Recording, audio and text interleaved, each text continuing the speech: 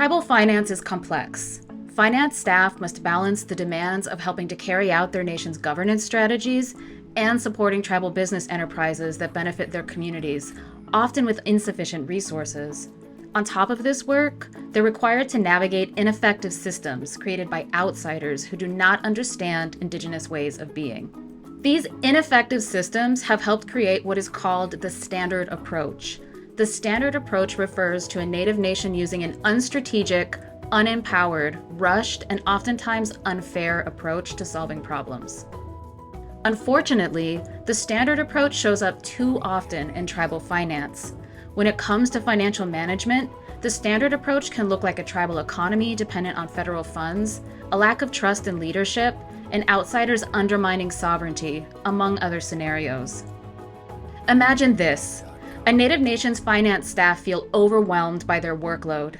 The nation also has new tribal council members who have not yet been trained on finance policies and procedures. Certain council members and program directors are attempting to receive approval for self-serving projects with unbudgeted expenses. Instead of following the detailed chain of command spelled out in the finance policies, these leaders take the standard approach and go directly to the tribal council for approval. They avoid seeking any input from the finance department. Because they lack an understanding of the process and budget, the tribal council approves the unbudgeted expenses. Finance staff cannot dispute the approval, resulting in additional stress and unplanned expenses.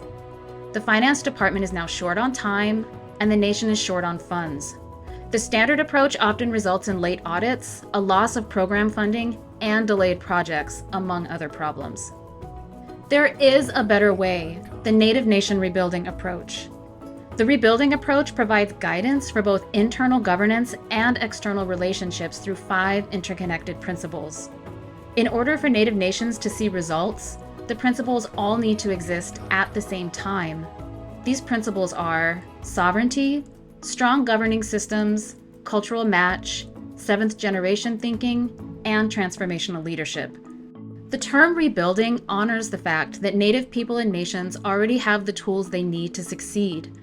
Fortunately, we have numerous examples of how Native nations are incorporating the nation rebuilding approach into their tribal finance systems. Native nations are rebuilding their tribal finance systems by shielding their business decisions from politics with checks and balances. They're reinvesting their revenue in the future of their nations. They're also supporting diverse and community-grounded enterprises to enhance the cultural, physical, and financial well-being of their people. And finally, Native nations are completing their audits in a timely and transparent manner. Think back to the example we gave earlier. Rather than entering without foundational knowledge, a rebuilding approach would mean that all new council members would be quickly introduced to their nation's financial landscape after taking office. They'd soon understand the need to follow and update their nation's financial policies. Under the rebuilding approach, these new leaders would also complete an orientation on topics such as Finance 101, policies and procedures, and financial strategy. Finally, the nation's tribal council would fully support and uphold long-term financial strategies and refrain from approving requests not in alignment with the nation's goals. Rebuilding tribal finance helps nations better exert their sovereignty and self-determination. When nations take the rebuilding approach, they are better prepared to fight back against the lasting legacies of colonialism, gain community trust, maintain fiscal stability, and lead on a regional level.